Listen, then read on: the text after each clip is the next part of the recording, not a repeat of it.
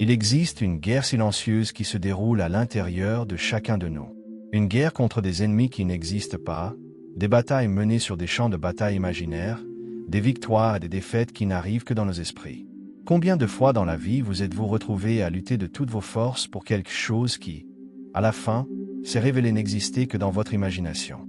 Aujourd'hui, nous allons plonger dans une réflexion profonde sur cette condition humaine universelle. La tendance à construire des réalités parallèles dans nos esprits, puis à nous épuiser en tentant de les modifier dans le monde extérieur. L'esprit humain est une usine infatigable de récits. Depuis le moment où nous nous réveillons jusqu'à celui où nous nous endormons, nous interprétons, projetons et créons constamment des significations pour tout ce qui nous entoure. Cette capacité est à la fois notre plus grande force et notre plus grande faiblesse. C'est elle qui nous permet de rêver, de créer et d'imaginer des futurs possibles, mais c'est aussi elle qui nous emprisonne dans des labyrinthes mentaux dont nous n'arrivons souvent pas à nous échapper. Quand nous parlons de lutter pour quelque chose qui n'existe que dans notre tête, nous ne faisons pas référence aux rêves légitimes ou aux objectifs réels que nous poursuivons. Nous parlons de ces constructions mentales que nous créons sur la façon dont les choses devraient être, sur la façon dont les gens devraient agir, sur la façon dont le monde devrait fonctionner. Ces attentes, souvent inconscientes, deviennent de véritables prisons invisibles qui nous maintiennent prisonniers dans des cycles de frustration et de souffrance. Pensez à combien de fois vous vous êtes senti trahi par quelqu'un qui ne savait même pas qu'il vous trahissait. Combien de fois vous avez été déçu par des situations qui ne correspondaient pas à vos attentes, même si ces attentes n'avaient jamais été communiquées ou convenues avec personne. Nous créons constamment des contrats mentaux unilatéraux avec la vie, avec les gens, avec les circonstances, puis nous nous sentons lésés quand ces contrats ne sont pas respectés. Jung, le grand explorateur de la psyché humaine, nous a beaucoup appris sur le fonctionnement de l'inconscient et sur la façon dont il projette des contenus internes sur le monde externe. Selon sa compréhension, une grande partie de ce que nous percevons comme réalité externe, en fait, une projection de nos contenus internes non reconnus. Quand nous n'arrivons pas à voir quelque chose en nous-mêmes, nous avons tendance à le voir de façon exagérée chez les autres ou dans les situations externes. Cela signifie que beaucoup de nos luttes les plus intenses sont, en réalité, des luttes internes déguisées en conflits externes. Quand nous nous battons désespérément pour changer quelque chose ou quelqu'un l'adore, nous essayons fréquemment de résoudre quelque chose qui se passe ici-dedans. Le problème, c'est que cette stratégie fonctionne rarement parce que nous attaquons le symptôme, pas la cause. Considérons un exemple simple mais puissant. Imaginez que vous avez un fort besoin de contrôle. Ce besoin, qui a souvent des racines dans l'enfance ou dans des expériences passées de vulnérabilité, se manifeste comme une tentative constante d'organiser et de diriger tout autour de vous. Vous vous épuisez en essayant de faire agir les gens d'une certaine façon, de faire que les situations se développent selon vos plans, que le monde s'organise selon votre vision de ce qui est correct. Mais voici le point crucial. Vous ne luttez pas vraiment pour contrôler le monde extérieur. Vous luttez pour contrôler la sensation interne de chaos, de peur, d'insécurité. Le monde extérieur est devenu le champ de bataille pour une guerre qui se déroule à l'intérieur de vous. Et comme vous ne pouvez pas vraiment contrôler le monde extérieur de la façon dont vous imaginez pouvoir contrôler vos pensées et émotions, cette lutte devient infinie et épuisante. La question devient encore plus complexe quand nous réalisons que notre perception de la réalité est hautement sélective. Notre cerveau filtre constamment les informations, mettant en évidence ce qui confirme nos croyances préexistantes et minimisant ce qui les contredit. Ce phénomène, connu sous le nom de biais de confirmation, signifie que nous voyons fréquemment seulement ce que nous nous attendons à voir, créant un cercle vicieux où nos projections mentales deviennent de plus en plus réelles pour nous. Par exemple, si vous croyez que les gens sont fondamentalement égoïstes, votre esprit va naturellement mettre en évidence tous les comportements qui confirment ces croyances et va minimiser ou réinterpréter ceux qui la contredisent. Avec le temps, vous allez accumuler une montagne de preuves que le monde est vraiment comme vous le pensez, sans vous rendre compte que vous avez vous-même construit cette montagne en sélectionnant seulement les pierres qui s'ajustaient à votre récit. Cette dynamique devient particulièrement douloureuse dans les relations. Combien de fois créons-nous une image mentale de qui l'autre personne devrait être, de ce qu'elle devrait faire, de comment elle devrait nous aimer, puis nous nous frustrons quand elle ne correspond pas à cette image. Nous sommes, littéralement, plus en relation avec notre projection mentale de la personne qu'avec la personne réelle qui est en face de nous. La même chose arrive avec nos objectifs et ambitions. Souvent, ce que nous pensons vouloir, en réalité, une représentation symbolique de quelque chose de beaucoup plus profond. Nous voulons le succès professionnel, mais ce que nous cherchons vraiment, c'est la reconnaissance. Nous voulons la relation parfaite. Mais ce que nous cherchons vraiment, c'est la sécurité émotionnelle. Nous voulons la maison de nos rêves. Mais ce que nous cherchons vraiment, c'est un sentiment d'appartenance. Le problème surgit quand nous confondons le symbole avec la substance. Nous passons notre vie à poursuivre les symboles externes, pensant qu'ils vont nous donner ce dont nous avons vraiment besoin, sans nous rendre compte que ce dont nous avons vraiment besoin ne peut être trouvé et développé qu'intérieurement. Cette confusion entre interne et externe crée un paradoxe intéressant. Plus nous luttons pour conquérir quelque chose là-dehors, plus nous nous éloignons de ce dont nous avons vraiment besoin ici-dedans. C'est comme essayer d'atteindre notre propre ombre en courant après elle. Plus vite nous courons, plus vite elle bouge, et nous n'arrivons jamais à l'attraper. La sagesse ancienne l'a toujours su. C'est pourquoi tant de traditions philosophiques et spirituelles mettent l'accent sur l'importance de la connaissance de soi, de l'introspection, du regard vers l'intérieur avant d'essayer de changer ce qui est à l'extérieur. Il ne s'agit pas de nier l'importance du monde extérieur ou de devenir passif face aux circonstances. Il s'agit de comprendre quelle est vraiment notre part dans l'équation et où se trouve notre véritable marge de manœuvre. Quand nous commençons à percevoir cette dynamique, quelque chose de fascinant se produit. Nous commençons à voir comment nos projections mentales colorent notre expérience de la réalité. Nous commençons à distinguer entre ce qui se passe vraiment et ce que notre esprit ajoute à la situation. Cette distinction est libératrice parce qu'elle nous permet de choisir ou investir notre énergie de façon plus consciente et efficace. Imaginez que vous êtes dans une discussion avec quelqu'un de proche. Traditionnellement, vous concentreriez toute votre énergie à essayer de faire comprendre votre point de vue à l'autre personne, à prouver que vous avez raison, à modifier sa position. Mais ici, au lieu de cela, vous vous arrêtiez un moment pour observer ce qui se passe à l'intérieur de vous pendant cette discussion. Quelles émotions surgissent? Quelles peurs sont activées? Quels besoins non satisfaits crient pour attirer l'attention? Ce changement de focus ne signifie pas que vous allez devenir passif ou que vous allez accepter n'importe quoi. Cela signifie que vous allez aborder la situation à partir d'un lieu plus conscient et par conséquent, plus puissant. Quand vous comprenez vos propres motivations et réactions, vous pouvez choisir comment répondre au lieu de simplement réagir automatiquement. La même logique s'applique à pratiquement tous les domaines de la vie. Au travail, au lieu de vous épuiser en essayant de contrôler des variables qui sont hors de votre portée, vous pouvez vous concentrer sur ce qui est vraiment sous votre contrôle. Votre attitude, votre qualité de travail, votre façon de communiquer, votre développement professionnel. Dans les relations, au lieu d'essayer de mouler l'autre personne selon vos attentes, vous pouvez travailler pour devenir la personne que vous aimeriez être et créer le type d'énergie que vous aimeriez attirer. Cette approche exige une dose considérable d'humilité. Cela signifie reconnaître que beaucoup de ce que nous interprétons comme des problèmes externes sont, en réalité, des reflets de questions internes non résolues. Cela signifie accepter que notre perception de la réalité est limitée et fréquemment déformée par nos filtres inconscients. Cela signifie assumer la responsabilité de notre expérience de vie, même quand les circonstances externes sont hors de notre contrôle. Mais cette humilité, loin d'être une faiblesse, est en fait une source de grand pouvoir. Quand nous arrêtons de gaspiller notre énergie en luttant contre des moulins à vent mentaux, cette énergie devient disponible pour être investie dans des changements réels et significatifs. Quand nous arrêtons de projeter notre bonheur sur des facteurs externes, nous découvrons que nous avons beaucoup plus de contrôle sur notre bien-être que nous l'imaginions.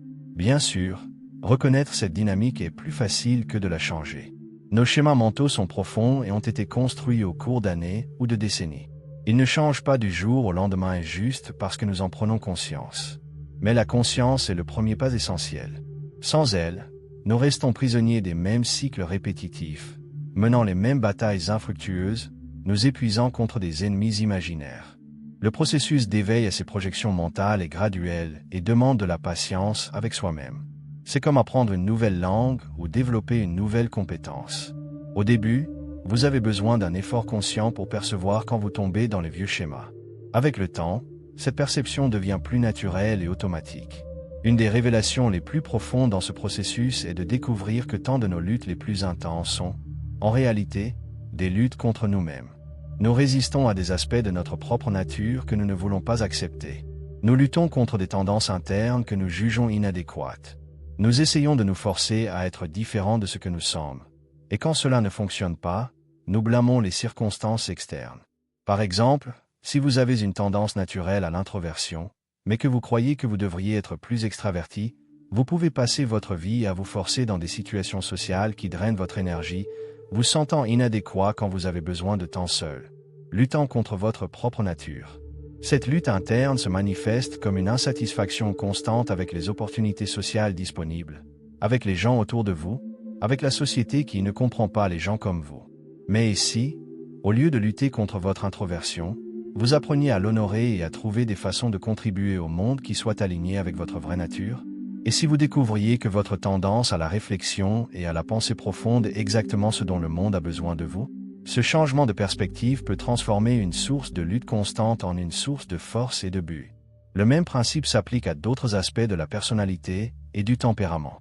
Chacun de nous a une configuration unique de caractéristiques, tendances et potentiels.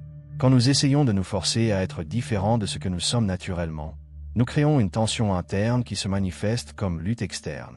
Quand nous apprenons à travailler avec notre nature au lieu de contre elle, nous découvrons des façons beaucoup plus efficaces et satisfaisantes d'atteindre nos objectifs.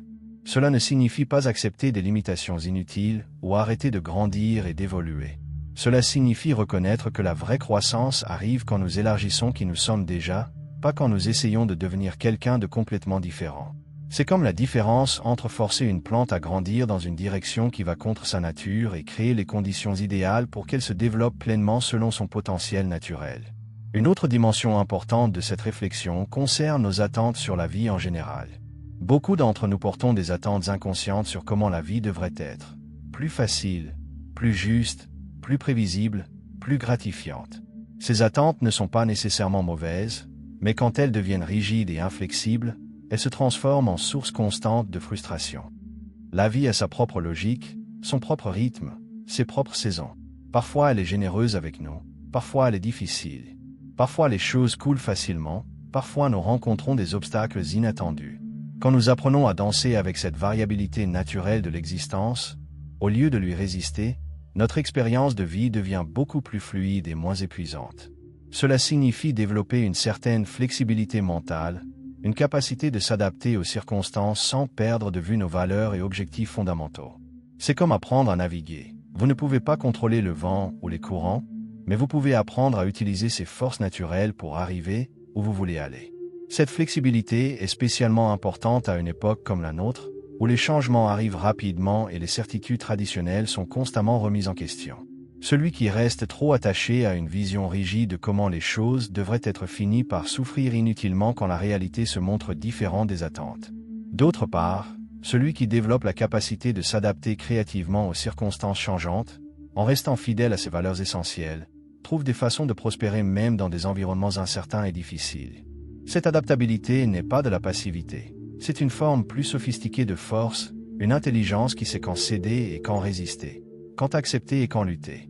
Une des perceptions les plus libératrices dans ce processus est de découvrir que beaucoup de nos luttes les plus épuisantes sont optionnelles. Pas dans le sens où nous pouvons simplement décider de ne pas avoir de problème, mais dans le sens où nous pouvons choisir comment nous nous relions aux problèmes qui surgissent. Nous pouvons choisir si nous allons interpréter chaque obstacle comme une confirmation que la vie est injuste avec nous ou comme une opportunité de développer notre résilience et créativité. Ce choix de perspective est peut-être le pouvoir le plus sous-estimé que nous ayons. Nous ne pouvons pas contrôler tout ce qui nous arrive, mais nous pouvons influencer significativement notre expérience de ce qui nous arrive grâce à la façon dont nous interprétons et répondons aux événements de notre vie.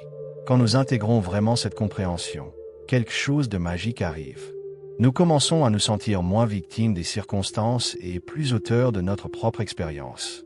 Cela ne signifie pas que nous devenons responsables de tout ce qui arrive dans le monde, mais que nous reconnaissons notre responsabilité dans la façon dont nous répondons à ce qui arrive.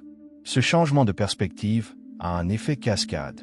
Quand nous arrêtons de gaspiller notre énergie en luttant contre des éléments qui sont hors de notre contrôle, nous avons plus d'énergie disponible pour investir dans ce que nous pouvons vraiment influencer. Quand nous arrêtons de blâmer les circonstances externes pour notre insatisfaction, nous commençons à explorer des façons créatives de trouver la satisfaction dans les circonstances que nous avons. Il est important de noter que cette approche n'est pas une façon de nier ou minimiser les problèmes réels qui existent dans le monde. Les injustices sociales, les inégalités économiques, les problèmes environnementaux. Tout cela sont des questions légitimes qui méritent notre attention et notre action. Mais même quand nous nous engageons avec ces questions importantes, notre efficacité augmente quand nous arrivons à distinguer entre ce qui se passe vraiment et ce que notre esprit ajoute à la situation.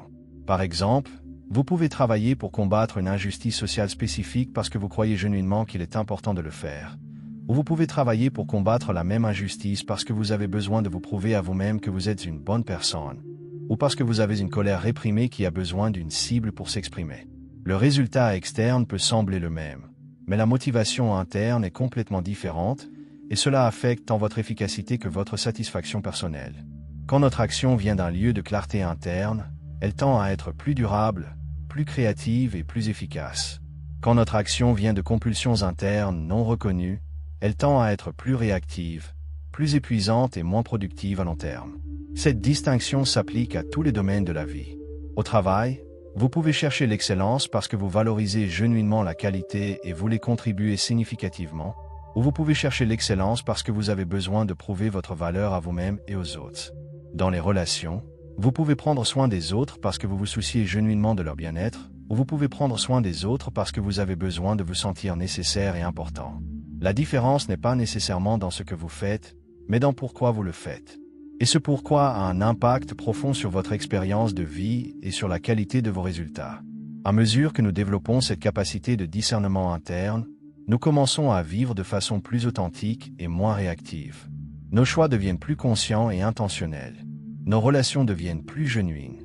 Notre travail devient plus significatif. Notre expérience générale de vie devient plus riche et satisfaisante. Mais peut-être le bénéfice le plus important est la paix intérieure qui vient de ne pas être constamment en guerre avec la réalité.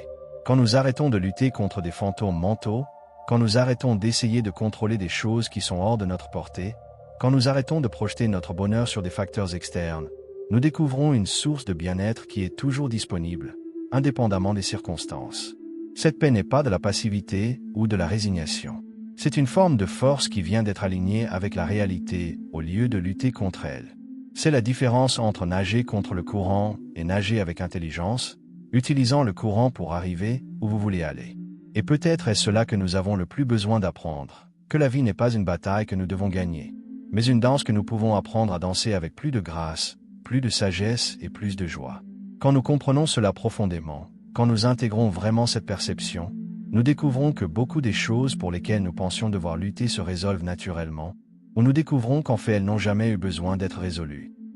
Le voyage d'éveil à nos projections mentales et à la différence entre ce qui se passe vraiment et ce que notre esprit ajoute à la situation est une des aventures les plus fascinantes et transformatrices que nous puissions entreprendre.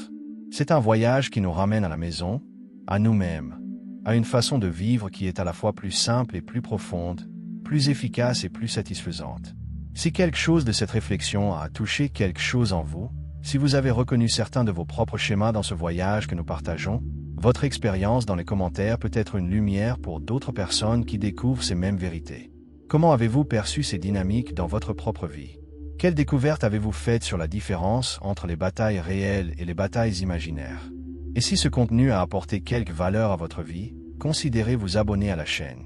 Nous continuerons d'explorer ces questions profondes sur la condition humaine, toujours avec l'objectif d'apporter plus de conscience, plus de sagesse et plus de liberté à nos vies. Le voyage de la connaissance de soi ne finit jamais, et chaque réflexion est un pas de plus vers notre vraie nature.